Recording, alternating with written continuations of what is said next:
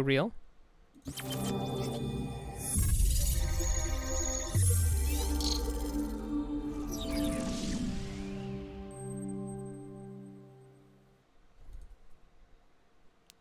Ladies and gentlemen, boys and girls, it's Tuesday, September 22nd, 2020, and you know what that means. It's time to make sure you're registered to vote, but also it's time to get nerdy, y'all.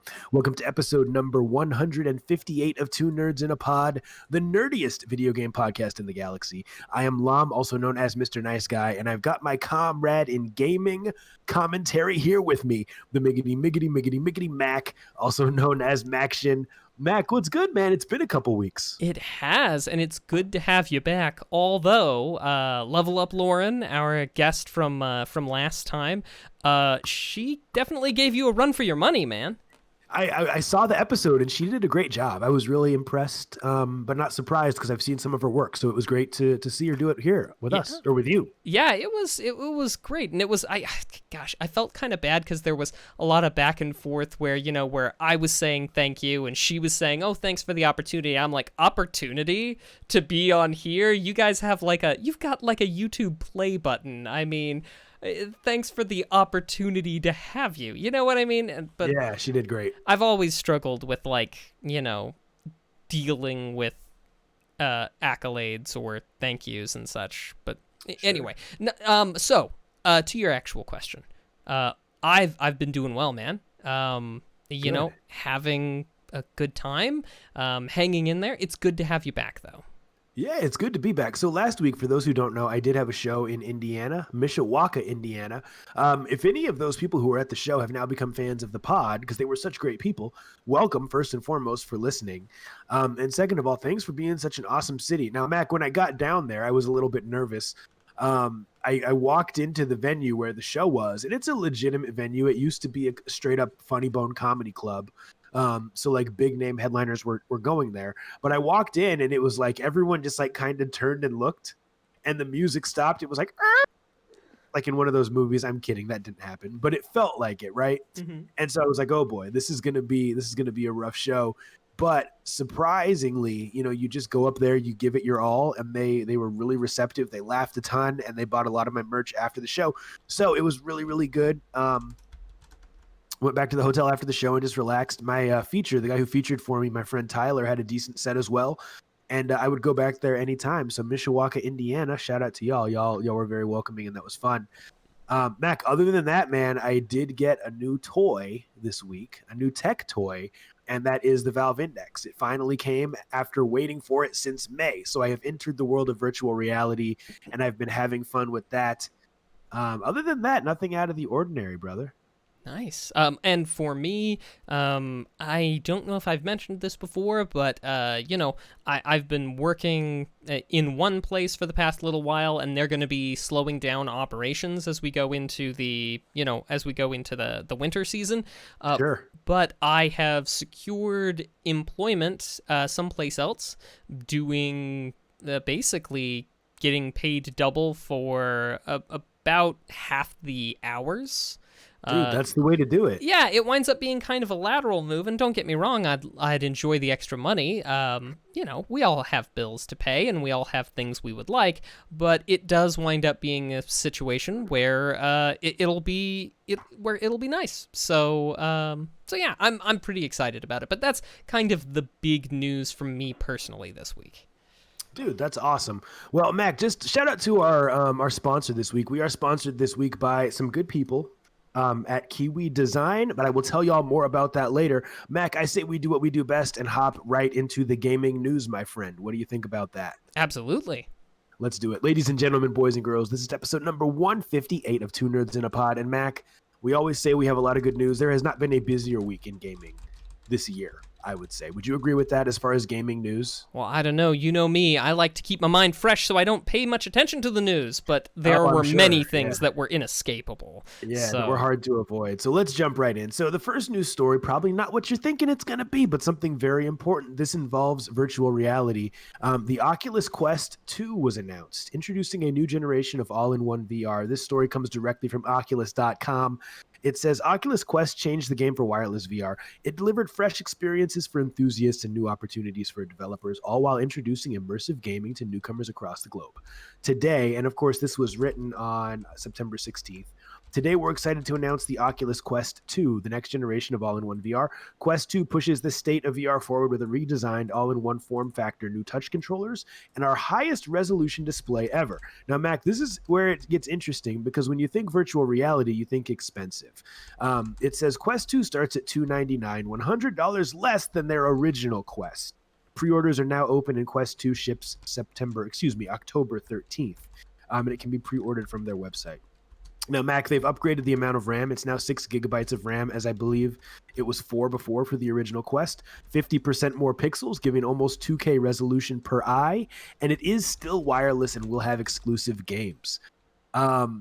Virtual reality, it hasn't been something that you've ever really, like, we haven't talked about it a ton, right, on the show. But do you think this is going to make it more accessible to the average person? Is it going to become adopted as, well, you got to have this if you really want a game now? What do you think? Well, I mean, I don't know, man. Is not Facebook the current owners of Oculus? They are indeed. Yeah, they are. So while I do think from a financial standpoint, this is a good, better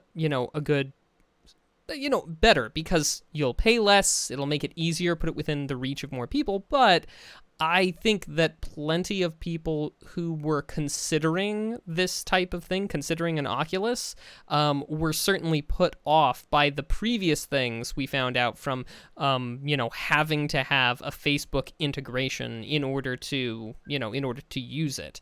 And I imagine that will be the case with this Oculus too. So, yeah, for sure. I don't know. It might, I feel like this is kind of going to be a wash. The lower price point's probably going to bring some people out. The integration's probably going to keep some people away. For sure. Now, here's the thing. $300, let's be clear, that is a lot of money. We're not saying that $300 is not a lot of money, but for perspective, the Valve Index, about 1,000. The HP Reverb 2 coming out next month, 600. Even the Rift S, which is Oculus's PC-based VR, is 400. So, I mean, $299 for something that is better than the previous iteration, to me, is a deal. And that's why we say it's making it more accessible. Now, in this same vein, Mac, I've been waiting for a Splinter Cell game. I've been waiting for some Splinter Cell news for a long, long time. And we finally got some, and it seems like it's going to be a legitimate game. It is, however, well, here's the kicker. This is from Ubisoft.com. Let's just read it. Also announced September 16th. It says, for the first time, Ubisoft is bringing 2 of their biggest franchises to VR, with new chapters in both the Assassin's Creed and Tom Clancy's Splinter Cell series. Announced at the Oculus Connect virtual event, the 2 games will be launching exclusively on Oculus VR. Now, of course, if you own an Index or you own an HP Reverb or the Vive, you know that through a program called Revive, you can play those Oculus exclusives on your headset, just so everyone is aware. It goes on to say that both projects are being led by Ubisoft's Red Entertainment Storm, known for their work on VR titles like Werewolves Within and Star Trek Bridge Crew. So, Mac, that's kind of why I asked you the question about eventually, are you going to have VR to enjoy these experiences? Because we've been waiting 7 years for a new Splinter Cell, and we're finally getting one, and it's coming to VR only. So, I mean, do you think that more and more developers will start to go this route with their big franchises, with their big IPs? Oh man, I wish I knew. Honestly, there's a big part of me that hopes not, because I'm a little bit old and curmudgeonly at heart, I want those kids off of my lawn. I don't know if I want to go for all this newfangled tech and all that jazz. But I mean, eventually I will probably cave and get a VR set of some form or another, but I just don't think I'm there yet. So I hope that if that happens, if we have this greater transition over to VR titles, especially for the big stuff, I hope it takes a few more years, because I want some more time with my 2D Metroidvanias, my action platformers. You know, it's interesting. I believe some of those platformers can be played in VR, like just for fun. Like, not that you need a VR headset to do it, but just so you know. Sure. There's probably a way. In fact, I'm certain that there's a way that it can be done. Yeah. Well, regardless, I'm hyped for a new Splinter Cell. I don't know if it will be a main story Splinter Cell, like sticking with, the Sam Fisher story that we ended with Blacklist. But regardless, I'm super hyped for it, and we'll see how it turns out as we get more information. One other piece of VR news, we are also getting a new Medal of Honor game that will be coming out December 11th. And it was initially exclusive to the Oculus, but it will now be on all VR headsets, so you can purchase that via Steam as well. So we're starting to get more and more legitimate VR titles. It's an interesting move that the industry is making, and I'm excited to see what happens next. Mac, let's talk something a little bit more up your alley. Involving NVIDIA and the recently announced graphics cards that came out. And people in the chat, I'm excited to hear what you have to say about this as well. This is by Stephen T. Wright on GameSpot.com. The pre-order launch of NVIDIA's much-anticipated RTX 3080 was an unmitigated disaster, and many would-be customers have yet to get their hands on a confirmed order. Yesterday, NVIDIA posted a more detailed explanation on its website, citing a heretofore unseen level of traffic and answering a few of the questions that frustrated fans have been asking on sites like Reddit. In a statement, NVIDIA generally blames the truly unprecedented level of demand for the RTX 30 series as the source of the trouble, saying that it and its partners underestimated it. So, Mac, let's just get right down to the brass tacks, man. A couple weeks ago, I shared a story about how I went into GameStop to buy a game, right? And they did not have enough copies. And I said, a good business person would have more copies on hand so that they could make more money if someone comes in who had not pre-ordered. We talk about this with Nintendo and them making games, limited availability, them making the Nintendo NES Mini limited availability. Now we're seeing it with this graphics card. Is it bad business? Or is it intentional? Is everyone just incapable of estimating sales? Oh, Mr. Nice Guy, you know the way to my heart. You know just how to phrase something, to bring up that NES Mini in order to really galvanize my opinion. Yeah, dude, I'm right there with you. Okay. This is the information age, but it's also the age of big data. Companies of a certain size have access to sufficient data that things like this should not really be catching them off guard. When I hear a large company like NVIDIA, and especially Nintendo saying, "We didn't expect," I just immediately go, "Why are you lying? Why are you?" I mean, it's a good song, by the way. But I'm just like, why are you being dishonest? Why are you trying to lie to me? You know what's going on. You know what kind of demand there is here. Please don't play dumb like that. Right, I agree 100%. And so here's the thing. This graphics card costs $700. Once again, a lot of money. But to put things in perspective, when I built my PC earlier this year, my graphics card, the previous version, same price, about $700 for the graphics card, 2080 Super. And so they had to know, Mac, that people were going to want this. To get a graphics card that is much, much powerful than the previous version for the same price, like, how could they not know? And then to say, like, we're a company that builds computers, but we weren't expecting this truly unprecedented amount of traffic to our webpage. Come on. It drives me nuts. Now, I will say one thing about it. If it had been an issue where they were like, hey, due to the various issues that had come around as a result of COVID and just the whole year 2020, that's something I could get behind and at least give a company the benefit of the doubt and be like, okay, maybe, yes, you've got slowdowns in the supply chain that are going to make this difficult and so on. And yeah, I'll go with you on that one. It's rough for everybody. It's probably rough for you too. But, yeah. Sorry, but I did just have to throw out that caveat there just to give them the benefit of that very narrow doubt. So Nintendo, all video game companies, if you want to be like, oh no, we didn't expect demand, we couldn't repel, firepower of this magnitude, then, in supply lines, yes, I'll go with you on that. But in anything else, it's just like, no. Yeah, I agree 100%. And we're going to talk about a couple other stories involving pre-orders. As y'all know, if you've been following the games industry at all this week, let's start by talking about Sony. They did announce the PS5. They had a PS5 event. I want to mostly focus on the hardware for the sake of time. But here's an article from Joe Screbbles. This is from September 17th, actually September 16th. Mac, it's crazy. It's like we record the pod and then the next day, all kinds of awesome news comes out. But anyway, it says that Sony has announced that pre-orders for the PS5 will begin tomorrow, which at the time was written on the 16th. They went live on September 17th, and that they would be available at select retailers. Now, here's the prices of the PS5 for those of you who may not know. The disc version is $499 US. The digital only version is $399 US. So it's $100 less. Mac, first of all, any like initial thoughts on the pricing? $499 for one with the disc, plays Blu-rays and all that, and $399 for the all digital. What do you think, man? Well, you know me, I'm not a fan of the all digital just because I think that makes it more difficult for you to hang on to your video games, but Right. I've gone on, ad nauseum about that. $100 What for do a you Blu-ray think player is about nice. exactly? Well, that was what I was going to say. Is what do you think about the $100 difference between the two? Is that too much? Is that reasonable? I feel like is a Blu-ray player really $100 most of the time?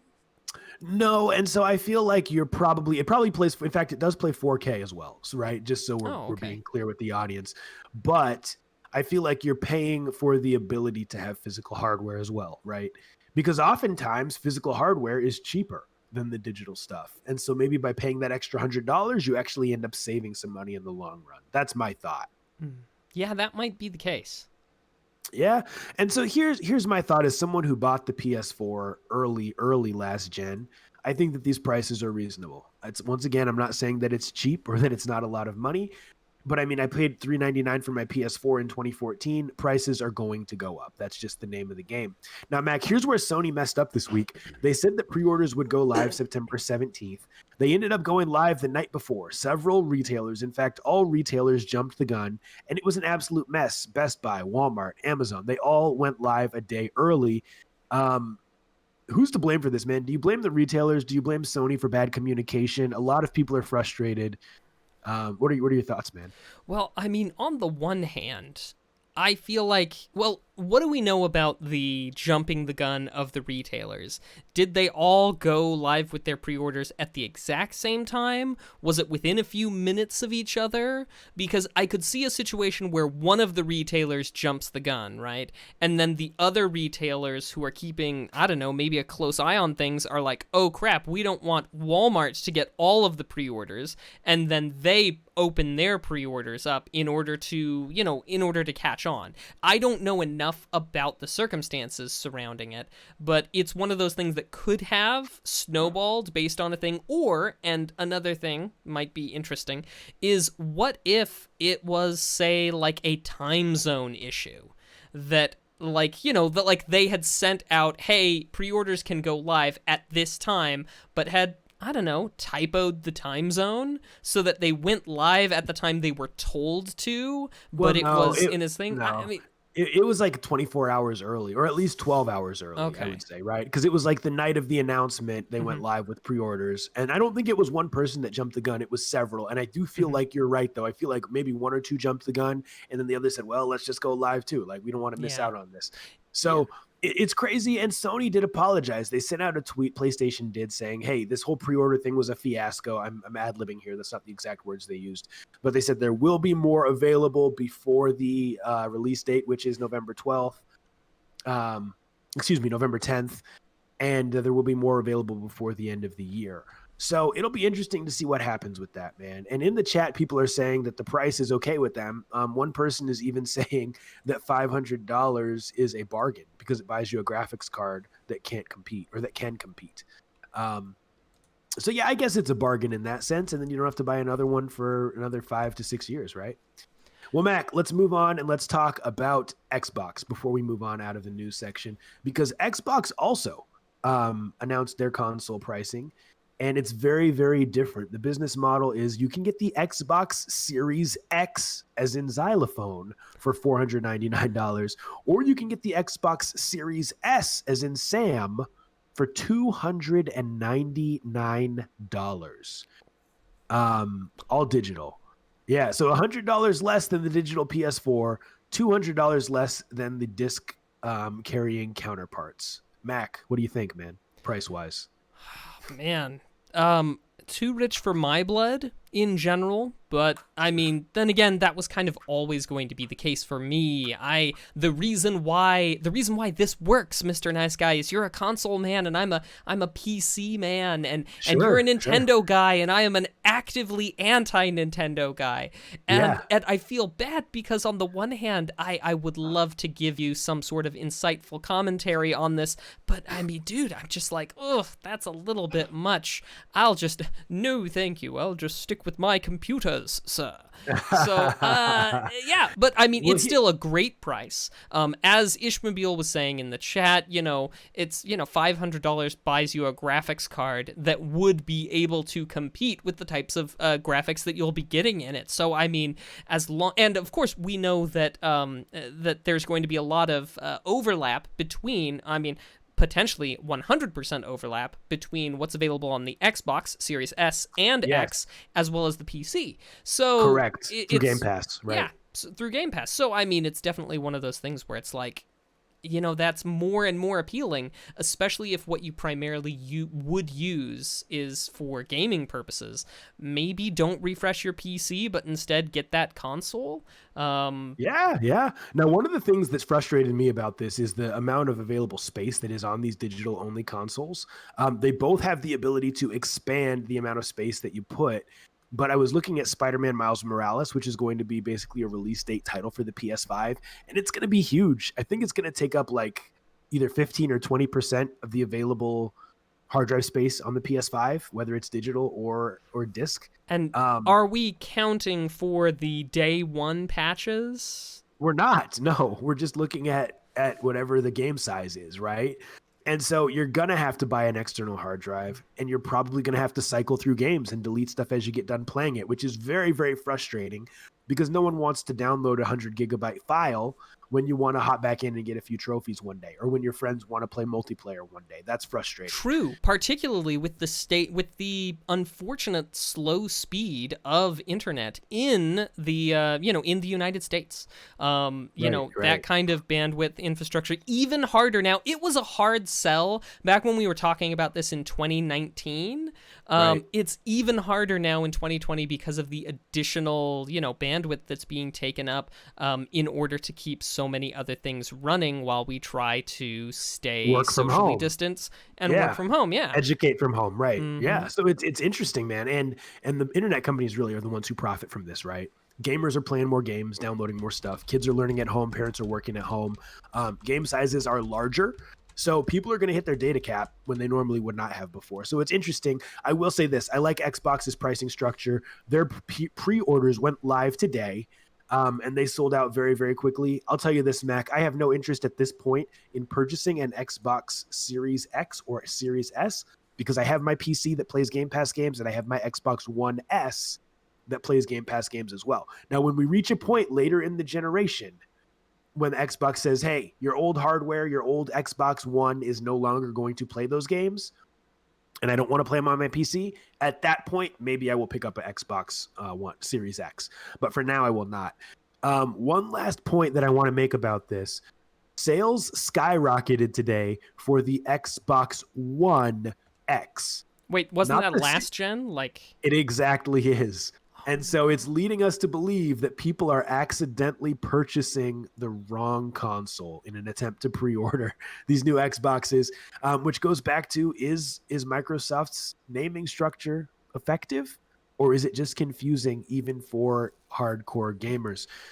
Mac, that has been our news for the week. Okay, well, now that we've looked around at what's going on right now, let's take a look into the past, focusing on this week in years that came before with some gaming history. I've got a couple that I, have to name because they're terrific and fantastic.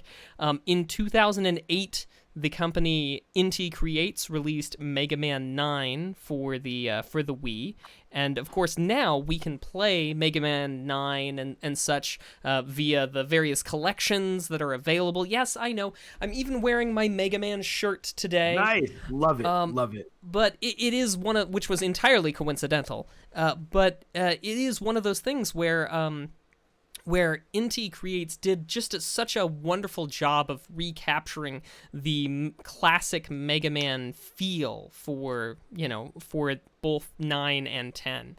But love it, and I thought Mega Man 9's quite good. Great games. Another game released in 2002, Kingdom Hearts for the PS2. So this game, it was very interesting, right? I was actively very much following the video game scene at the time, and when we were talking about Kingdom Hearts, when in the lead up to its release, man, was Kingdom Hearts such a weird idea, right? The idea that we were going to have Disney come in on this, that we were going to have Mickey combined in this sort of Final Fantasy-esque JRPG thing. I mean, dude, how would that even work? I was not a believer. However, I did play Kingdom Hearts, the original. I played it almost all the way to the end, and then somebody borrowed the disc. Little brother lent it to somebody else, and yeah, that's the way it goes. So I never actually finished it, but by the end, I definitely could see the appeal, in spite of, whatever various little issues I might have had with it. But Kingdom Hearts, definitely worth a mention. A fantastic... It's so weird, because on the one hand, it is its own unique IP, but it is, what do they call it? I want to say it's called a Creole. The idea that something is composed of pieces from different locations. Interesting. Like English is considered to be a Creole language, if I'm not very much mistaken, because we take so much grammar and structure and the like. And so Kingdom Hearts is this IP that, it owes its stuff to the Disney intellectual properties. It's a dash Hercules and a dash this, and just very interesting and very convoluted plots, no doubt, for most of it. But Kingdom Hearts, I never would have expected it, and yet it delivered in ways that I could have never expected. So, so hats off. In 2004, we saw the release of X-Men Legends for the original Xbox, the PS2, and the Gamecube. Did you ever play this one, nice guy? I absolutely do. I have a copy of X-Men Legends for the Gamecube. Great game. I've got one, but for my original Xbox, and yeah, I love it. It's terrific. We played it, I'd have friends over, and we would play it together cooperatively. You know me, I'm a huge fan of cooperative over competitive, so I mean, so it's definitely my type of game. For sure. So yeah, definitely have to mention that. But here's one that maybe you haven't heard of before. The Temple of Elemental Evil, released in 2003 for the PC. Heard of it? I have not heard of that one, no. I'm not too surprised. It is one of those Dungeons & Dragons related games, but its Dungeons & Dragons chops run deep. How deep? Let's talk The Village of Hamlet, an adventure written for, in 1979 for basic D&D by Gary Gygax himself, which is the first sort of thing revolving around the Temple of Elemental Evil, because they wind up revisiting that village, that idea, that whole setting, when they published the original Temple of Elemental Evil Dungeons & Dragons adventure for first edition Advanced Dungeons & Dragons in 1985. Following up to that, they had a Return to the Temple of Elemental Evil adventure published for the third edition AD&D in 2001. Something that I have actually run in both third edition as well as fifth edition. I did a up conversion, and then of course released a board game and kind of related to it in 2015. Anyway, the 2003 release game, since there are not one, not two, but three distinct adventures that all revolve around the Temple of Elemental Evil. Which one is it even about? It's based off of the second one, the Temple of Elemental Evil, Dungeons and Dragons Adventure in 1985. So I know I've bored many of you to tears, and I can't let go of an opportunity to pull in some D&D, even when we're talking about video games. The Temple of Elemental Evil on PC, I'm gonna be completely straight with you here, is not the greatest game of the thing. I mean, it's not going to pull any of you away from Baldur's Gate. It has its own little problems and issues from time to time in the game, but it has a killer soundtrack, great ambiance, and, it's a fun setting. And hell, maybe if you're bored and you're looking for a dungeon crawl that's going to last you something like 40 hours or more, you can pick it up pretty cheap, and it's pretty all right. So, death by faint praise from me, Maction. But that's just been a little bit of gaming history for us today. Love it, Mac. Thank you so much. Well, boys and girls, ladies and gentlemen, it is time to move on to the topic of the week. Yes. Yeah, a portion of the show where we talk about the biggest news story in gaming and give our opinions and outlook on it. Well, Mac, this week it's obvious what we're going to talk about, right? We're going to talk about Xbox and Bethesda. Let's jump right in. Now, this comes from news.xbox.com. We will read the press release. It says, today is a special day and this is by Xbox, as we welcome some of the most accomplished studios in the games industry to Xbox. We are thrilled to announce Microsoft has entered into an agreement to acquire ZeniMax Media, a parent company to Bethesda Softworks. As one of the largest, most critically acclaimed privately held game developers and publishers in the world, Bethesda is an incredibly talented group of 2,300 people worldwide. Mac, we're going to skip down. And here's the games that Bethesda basically makes, if you are not familiar with Bethesda. Elder Scrolls, Fallout, Wolfenstein, Doom, Dishonored, Prey, Quake, Starfield, and many more. It goes on to say Bethesda games have always had a special place on Xbox and in the hearts of millions of gamers around the world. Now, Mac, I want to supplement this story with some of the facts about this purchase that I read on a Bloomberg story by Dina. I'm so sorry, I forget her last name, and also Jason Schreier. Dina Haas, I believe, was her name. This purchase was made for $7.5 billion, Mac. To put things in perspective, when Microsoft purchased Minecraft really back in 2014, they paid $2.5 billion. So this is 3 times that. And effectively, this is a game changer, I think. I'm not going to get too much into all of the details. I want to get your initial thoughts on this and the role that it might play in the console wars this coming gen. What do you think? Well, initial thoughts before I go on to console wars, which I know we want to talk about, but initial thoughts are that I am not a big fan of the concentration of, of power, if you will, but of developers. I have often felt like almost any time a larger company has bought up a video game developer, it's almost always wound up, ending in tears. And I say that partly because of my own frustrations with with companies like EA Games buying up smaller devs, and then those IPs going the way. Yeah, I know, smile. Sure, predictable, Mac. I know, but also at the same time, we see some of the dangers when everything gets concentrated. Like, for example, as I was talking about the last several legaleases on the show, where we're talking a lot about the Apple v Epic stuff, and Epic's misbehaviors getting them cut off from development tools, and how that leads to issues for other developers because they wind up using those tools. All you really need to have is issues. Especially if we have those times where things are all concentrated, you just need to have somebody kick the hornet's nest, and then so many things that you love are left out in the cold because there's no operational security, I suppose. There's no separation for damage control, if that makes sense. Sure. So here's the major question that people are coming out with, and I'll give my thoughts on this. People want to know, are Bethesda games going to become Xbox exclusives? So let's get to some of the facts first.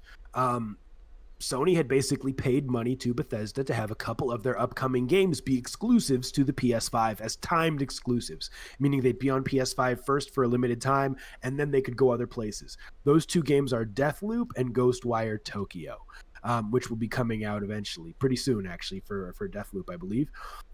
Phil Spencer, head of Xbox, has said that he will honor those agreements and allow those games to be exclusive to the PS5, and that future games will be on a case-by-case basis. So, Mac, here's my... I'll ask you this first. Do you think that they're going to make not Skyrim, but Elder Scrolls, Fallout, be Xbox exclusives, Game Pass exclusives, or do you think they'll allow them to go other places, other consoles? I don't know. I mean, we need, especially Skyrim, on smart fridges. I think that's the one platform that so far Skyrim's not on. And I just don't think Microsoft is making any smart fridges. So in order for us to have the whole collection, I do hope that Microsoft will let it, be out there. But this comes to, I guess, the question of what's going to put the most money into Microsoft's pocket? Is it going to be allowing Bethesda, or formerly Bethesda, properties, intellectual properties, to be on other things?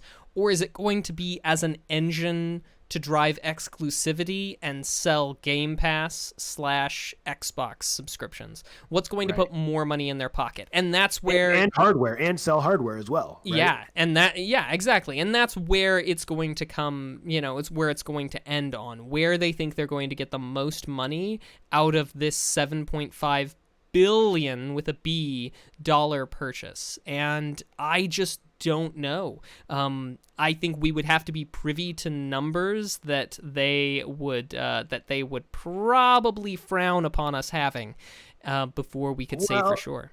Yeah, so here's my thought. I do not think that they will make these games be exclusive to Xbox and Game Pass, so Xbox and PC. I think that they may be timed exclusives, because if you put out a new Elder Scrolls game and you say, hey, for the next 2 years, it's only on Xbox, most people just do not have the patience to wait for it to come to PS5 if that's what they own. They may go out and buy an Xbox just so they don't have to wait for 2 years. We've also seen how well Skyrim is recycled and put on other consoles. It's really a cash cow, Mac. And so I just can't believe that they are going to not allow that next Elder Scrolls to go on other consoles. There's too much money involved. If we want proof of why I think this, if we look at what they did with Cuphead, which was released in 2017, it's an indie game. I know it's not an Elder Scrolls or a Fallout, but it was exclusive to Xbox for a long, long time. Eventually, they allowed it to go to Nintendo Switch, and then earlier this year, they stealth released it, announced it day of, as a release for PS4 so that they could continue to profit from that exclusive game. Same thing with Minecraft.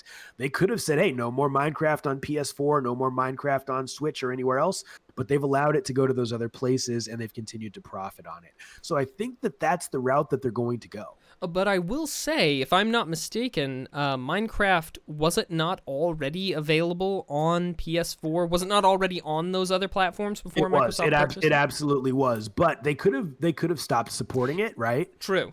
They could have stopped, because they really have turned Minecraft into a games as service. They continue to update it. They continue to add new things. It's still a growing, breathing game, right? And they could have stopped it on PS4. They could have said, hey, no more updates to PS4. We're shutting down the servers, but they did not do that. They wanted to continue to profit. And I think that's what they're going to do here. A couple other thoughts and questions that I have for you. I want to share a theory with you, Mac, that I have not seen anywhere else on the internet. This is straight from me. I think that Microsoft is going to come out with a VR headset within the next couple years. And here's why. Now, Phil Spencer has specifically said in the past that they're not currently working on anything. And I think that he even said he doesn't see it as an area for them to focus on, not really an area of opportunity. But they just bought Bethesda. PlayStation has a VR headset. There's plenty of VR headsets that work with PC. And when we get to what we've been watching and what we've been playing, I will tell you about some Bethesda games that I have recently been playing in VR. and games that are also available to play in VR on the PlayStation. I cannot believe that Microsoft would buy a company that is one of the few companies that allows full-scale experiences in virtual reality and not somehow incorporate virtual reality onto their own hardware. I just can't believe that. Do you think I'm off base here? What are your thoughts? No, I mean, if it is an additional revenue stream, at the end of the day, Microsoft, like any other company, is motivated by what the money they can put into their pocket. If it is a way that they can integrate, get something for the Xbox Series X in order to take advantage of VR, I mean, why not? It would seem foolish to leave that out in the cold. I agree 100%. I have so many notes here. I want to just make sure that I covered everything. I don't feel like this is a game changer. That's my last real thought before I read some comments from our viewers. I feel like this is something that levels the playing field more than shifts things into Xbox's favor. Because yes, now they have several huge IPs that they basically own and control and profit from and can put wherever they want. But so does PlayStation. PlayStation still has many, many more. They still have all the Naughty Dog stuff, the Uncharted's, the Last of Us. They still have Marvel Spider-Man stuff. They still have Bloodborne if they wanted to do a sequel of that. Horizon Zero Dawn. I mean, I could go on and on and on. Days Gone, Detroit Become Human. So I think it levels the playing field. It makes Xbox a place where you can really get your RPG experiences. But I think that they're going to allow it to go to Sony, and I think they're just going to say, Sony, you got to pay up if you want it. And I think that they'll hold that over their head. And that's kind of how I see it. Mac, should we read some comments from the people before we end this? Sure. Do you want to read some from the chat? And I have some on Twitter that we got a couple days ago. Yeah. Let's see. Ooh, man, where to start? So much talk about it. I mean, of course, we've got some echoing that, consolidation in any industry is not good for the consumer, but good for the businesses, which, that's, 100%. Let's see. Interesting. Galvatron suspects that this may indicate that Microsoft wants out of making expensive, thin margin hardware, such as, the Xboxes, because they might just be a loss leader, and would rather build up Game Pass and make double profits by licensing Game Passes to OEMs, TV makers, set-top box makers, etc., and charging subscription fees from consumers. Very possible. I think, I think there's a lot to that. I think there's a lot there. And it could certainly be the direction that they're heading. Let's see. There's also rumors that Take-Two is next in the acquisition's crosshairs. Some talk about GTA. None of the companies wanting GTA to become a platform exclusive. GTA, of course, as a franchise, is an insanely popular, very well selling franchise. And for what it's worth, Mac, GTA 5, this is important, it was announced that it will be coming to the PlayStation 5 on release for free with GTA Online. So that's going to be on PS5 free to all people. So if Microsoft bought Take-Two, that would be a huge thing. Yeah, it would be. And I mean, oh man, some talks about John Carmack maybe going back to id now that Microsoft is in charge, because of course, while what they bought was ZeniMax has Bethesda and id, but Bethesda is the biggest of the companies under that umbrella. But yeah, good comments, guys. Good comments. Yeah. I wish we had the time to start, to deep dive into a lot of the speculation and such that we're hearing, that we're seeing here. But we're over time. Yeah. One last comment from Alex, man. This goes back to Mac's initial point. He said on Twitter, "What more developers are Microsoft going to take away from those of us that don't want to buy an Xbox?" And he used the example of Rare, right? They made a ton of great games on the NES, or not on the NES, on the N64, and in the past that now we can't get anymore because of licensing, right? So it goes back to what you said about it kind of ruined things. So we could talk more about this on Twitter later if you have more to say, but that has been our topic of the week.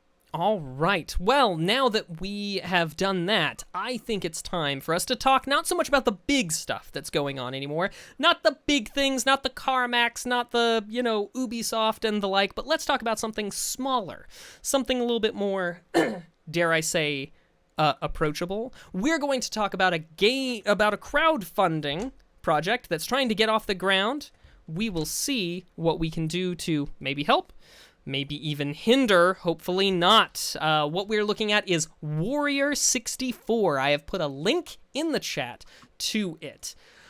Okay, guys. Wow. Get ready. An HD Nintendo 64. But first, I need to start by saying this is the first Kickstarter that this company has done. The company named Intech Gaming has done, accessories and the like for games going back to the Xbox 360. So they're located in Hong Kong. Intech is founded in the USA.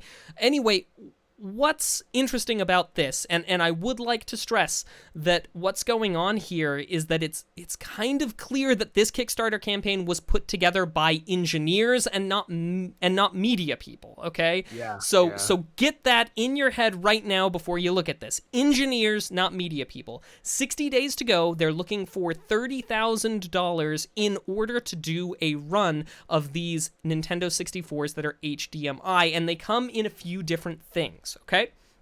For starters, you can get a controller based off of the N64 Hori pad, which is amazing N64 controller. And I mean, you can see it right there. It's almost dead on. And that thing, I'm not going to say that people would kill for a Hori pad if you're they killed for the Popeyes chicken sandwich. So that is a good point. Thank you, Popeyes, lowering the bar for murder.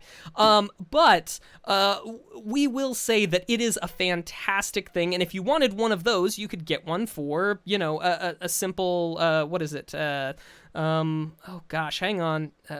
I can't even find it. Anyway, you can get one of those if you want those. But where the real bread and butter of this is a $95 buy-in for a DIY kit that you would solder onto your existing Nintendo 64 to give it HDMI out. At the current moment, your only option that I'm aware of for HD out from your N64 via digital-to-digital conversion is the Ultra HDMI part, which is currently $165 for the parts. Yep. And the soldering's very complicated. So if you're not good at soldering, drop another $100 for somebody to do the job for you, right? Now, they don't show the process, so this might be equally difficult soldering-wise, but it is less expensive. But here's where it really comes out. $150 if you want the pre-made HD N64 console with 2 controllers, if you get in on the, early bird, right?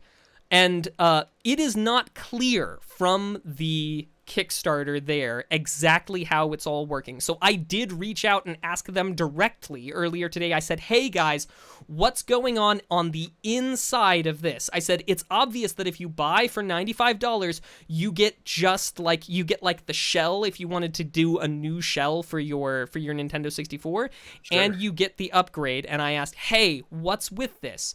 Is inside, is it going to be like a system on a chip and software emulation? Or is it going to be an FPGA hardware emulation? That was my question. And because if it was going to be an FPGA hardware emulation, then $150, buy, worth it. No, buy in a good way. Like B-U-Y. Buy is in purchase. Exactly. Got it. I Purchase. Complete. You have to buy at that kind of price. But if it was going to be software emulation, nope, no thank you. Let's not worry about it. Their response was that what was going to come in these was going to be, hang on, I'm trying to pull up my thing, was that it is going to be an N64 motherboard inside with the HDMI modded onto it. Wow. So they do all the work for you. Yeah, so they're doing all the work for you. Nice case, a couple of controllers, $150, HDMI out. It also is still going to maintain AV out on the back, so you can still use it the old-fashioned way. It just, yeah. I am excited. This is terrific. At the end of the day, you have other options if you want HDMI style output for your Nintendo 64, but none are as inexpensive or as easy to get your hands on as this. At least not that I can tell, and as a retro guy, I do keep my eyes on that. I keeping my eyes on this, and this is great.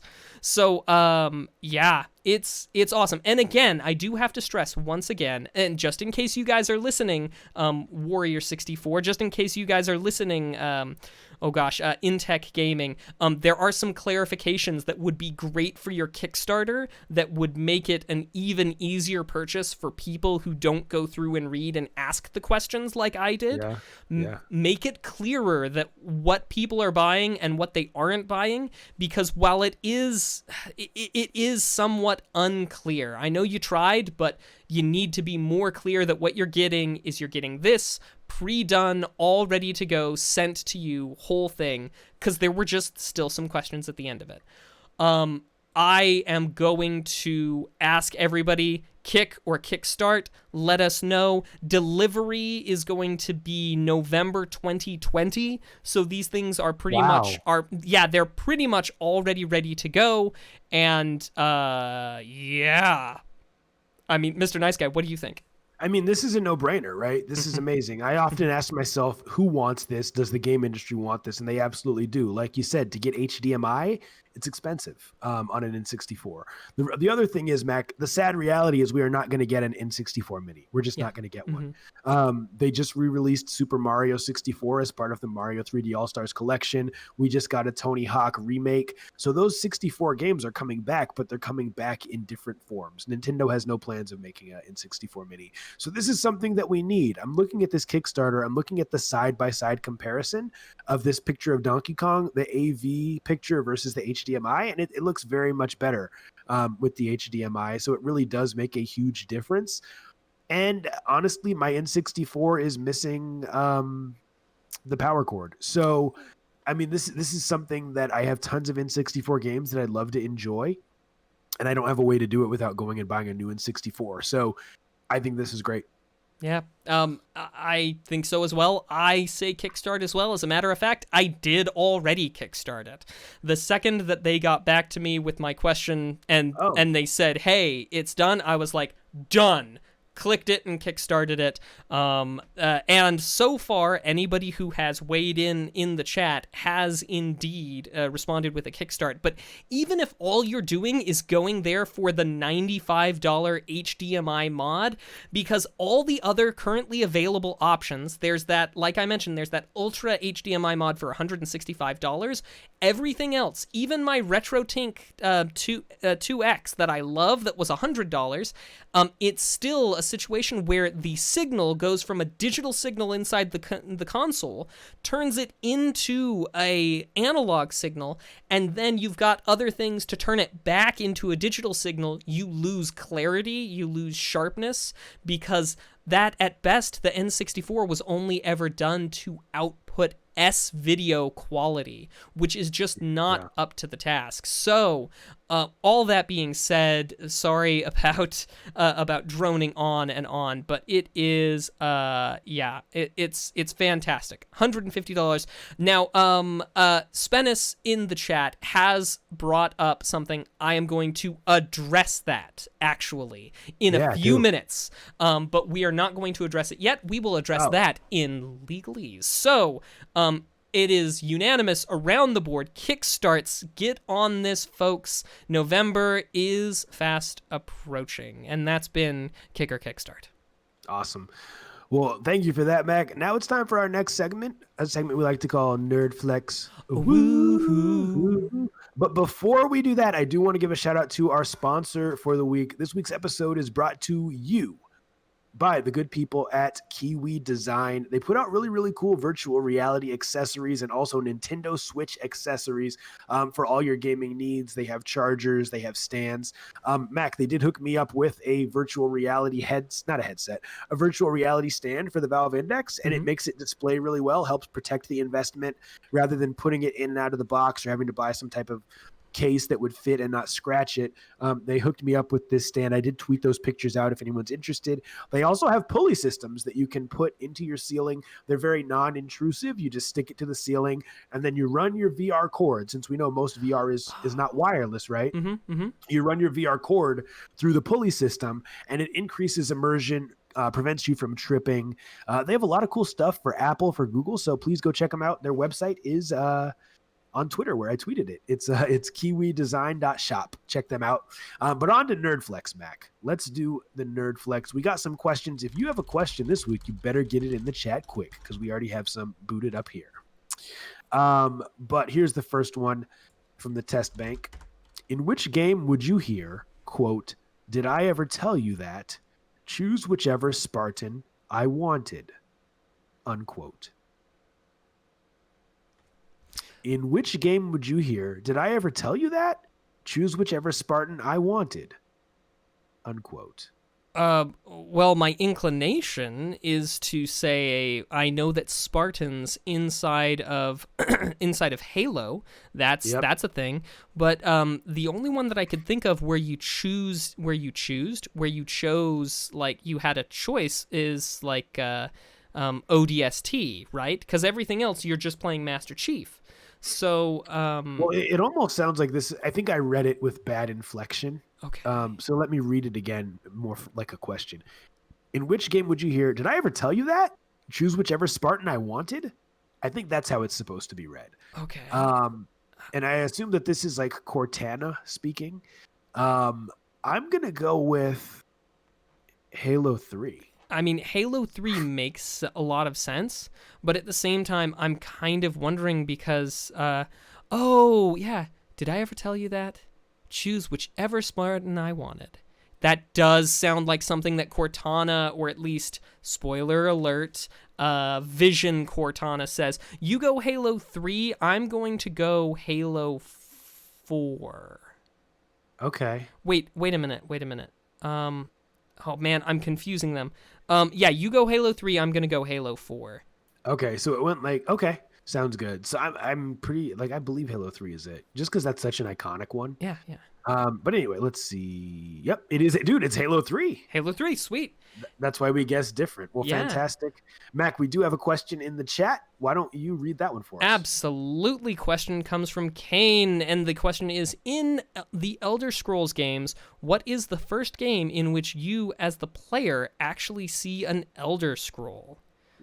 That's a great man, question. That is. Let's see.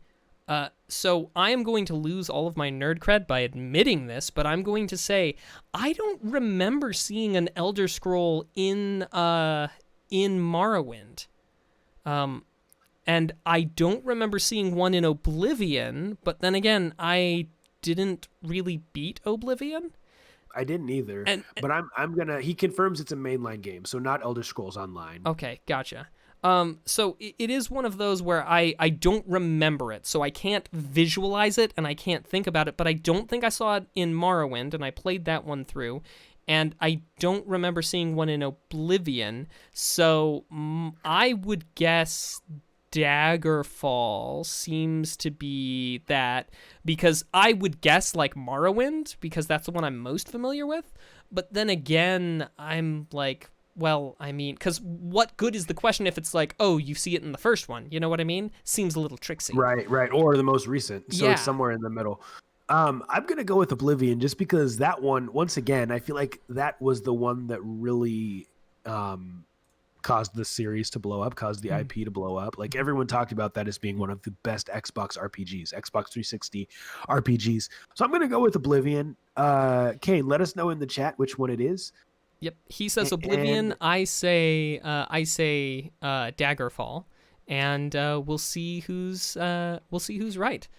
Yeah, it was Oblivion. Hey, dude, 2 for 2. Good job. I cannot keep up. We'll see if I can make it with this question from Spennis. In Super Mario 64, what was the minimum star requirement to open the door leading to the Dire Docks and eventually unlock Bowser in the Fire Sea fight?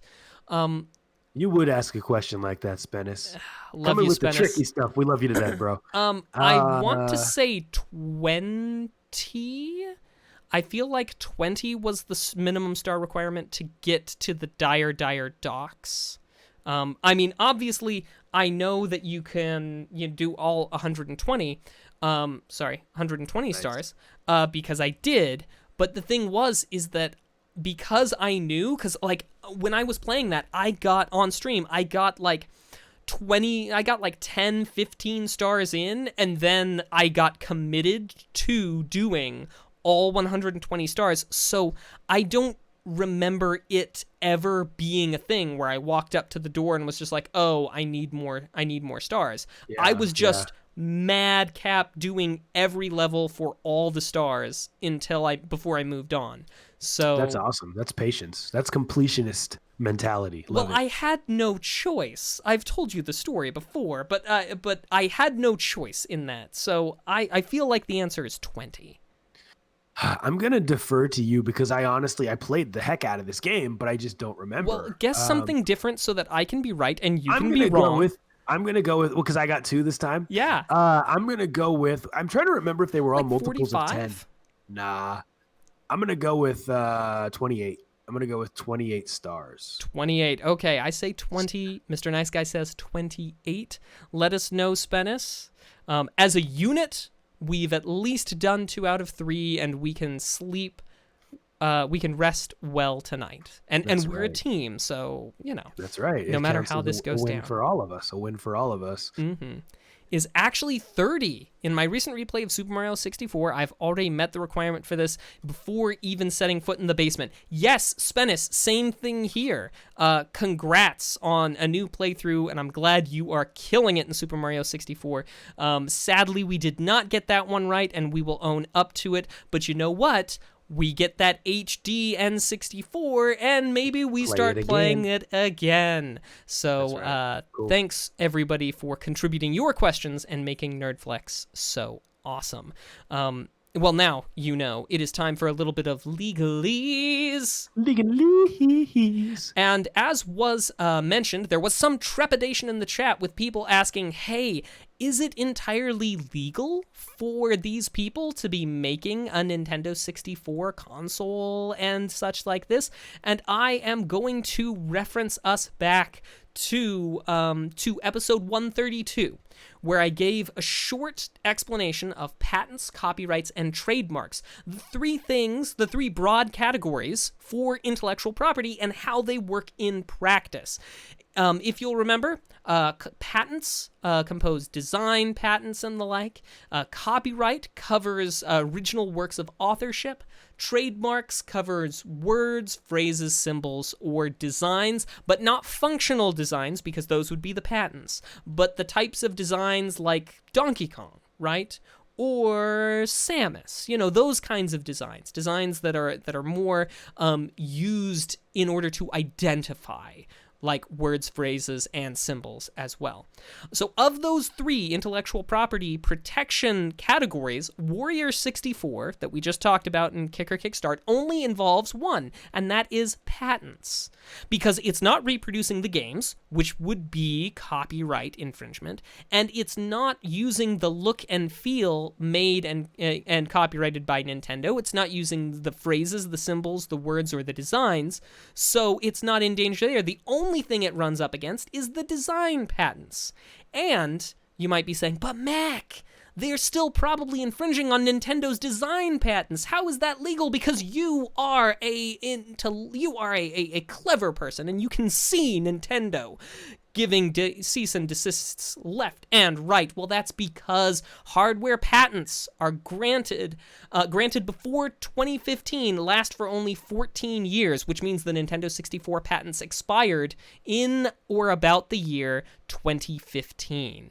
Now, remember when we talked about NES clones back in episode 133, I did mention that didn't stop Nintendo from suing for those design patents that had expired against people that were making Fammy clones, as they were being called at the time and still called today. So it's entirely possible that Nintendo might try, but they got smacked down pretty hard the last time they tried to do that in the year 2004, if I recall properly. So it is unlikely that they will take issue with they'll take issue with that. So, with that being, it's a short legalese, but it is topical. Rest assured, this is unlikely to be an issue. So we're probably in the clear, but then again, you can sue anyone for anything as long as you've got the money to pony up to try and take someone to court. So that's right. Grain of salt. But nonetheless, it looks like Warrior 64 is probably in the clear, and of course we wish them luck, and that's been Legalese. Awesome. Well, ladies and gentlemen, boys and girls, thank you so much for tuning in to episode number 158. But before we go, we have one last segment where we talk about what we've been watching and what we've been playing, and that's the title of the segment. We talk about the cool, nerdy stuff we've been into on all platforms. Let us know in the chat if you're here live what you've been watching and playing, because we're always looking for cool, nerdy stuff to get into. Mac, I'll go first if you're cool with that, man. Sure. Dude, so obviously, game-wise, I've been playing a lot of virtual reality, and I will say this. You and I tried the HTC Vive several years ago at the GameStop Expo. I was able to go back and do that Valve demo that we did, and it was dope. It's still very, very cool. But more importantly, I've been playing Fallout 4 in virtual reality. And that goes back to my comments about Xbox. I cannot believe that they will not come out with a VR headset that allows Bethesda to put those games out in VR, as they probably are already planning, because it is such an amazing experience to be able to punch the enemies or to be able to shoot them with a gun that you can control with precision. It's very cool. The coolest thing I've done so far, there's a game called Pavlov that I've been playing, which is basically a first-person shooter, but they have all kinds of mods. They have Half-Life mods. They have GoldenEye 64 mods. And so earlier today, I was playing with just some random people online in the facility from GoldenEye 64, that N64 level, and it just blew my mind. It looks real. It's just an amazing experience. So that's what I've been playing. As far as what I have been watching, tons of NBA basketball, which I know you're a huge fan of. And what else have we been watching? My wife and I watched Quantum of Solace. The old Bond movie is now on Netflix. And a few sitcoms and a little bit of stand-up here and there. Shout out to my man Dave Chappelle for winning an Emmy. And that's it for me, Mac. How about you? Well, for me, as for playing, I haven't been playing all that much over the last week. It's been kind of busy, but what I've been watching is I watched all of Season 1 of Cobra Kai with Mrs. the Mac. How was it? You know, if you did watch Karate Kid back in the day, you are going to love Cobra Kai. A lot of it is, a lot of it works well with the nostalgia, but not overly so. But there are some really good moments, some really good lines. Sometimes the acting's a little meh, but overall, I really enjoyed it, and I'm going to enjoy season 2 as well. And also watching some New Girl, Mrs. the Mac and I. It's just kind of the relaxing comedy to close the day out with. Oh, yes, I am, of course, always playing GURPS, playing some tabletop role-playing games with my good friends. So it's fun. We love it every week. It's very fun. It energizes me interacting and playing with you guys in a way that few things do. So that's always good. But that's me. So why don't I go ahead and read out what people are watching? These are the nerdy things that you should keep on your list. Ish Mobile says Warrior Nun, Outsider, and Avengers. Galvatron says Enola Holmes is okay. Raised by Wolves gets the seal of approval. Perry Mason on HBO. I have to admit, Perry Mason, there's only one Perry Mason for me, and that's the old black and white television one. Daytime TV, woohoo! And Last Week Tonight with John Oliver. Let's see, what else we got for watching? And that looks like nothing. So, yep, looks like that's what we've got for watching. So cool. So as far as what people have been playing, Ish Mobile. I forgot to mention Insurgency Sandstorm, because Ish Mobile and I played this weekend. How could I forget? Great game, dude. Mac, you'd like it. He's been playing Zelda Ocarina of Time. Galvatron. Let's go with Spennis first. Spennis has been playing Pokemon Journeys. Fall Guys, MLB 20, Madden 21, NBA 2K21. I forgot. I've been playing that too. And he's been playing the Avengers. Ishmobile also been playing GURPS. And Alex Mann has been playing Super Mario 3D All-Stars. Mets Girl has been playing GURPS Breath of the Wild and Dungeons and Dragons. Galvatron Type R is playing The Last of Us Part 2, Witcher 3, Destiny 2, Tony Hawk 1 and 2, and Spennis has also been playing Mario 3D All-Stars. And that's it. Mac, why don't you take us home, brother? All right. Well, thanks everybody for being a part of Two Nerds in a Pod this night. You all are fantastic. The best listeners, the best viewers, the best just all around. And, we look forward to visiting with you next week. But in the meantime, just remember to tell your friends, to be excellent to each other, and to keep it nerdy. And we'll see you next time. Bye. Cool.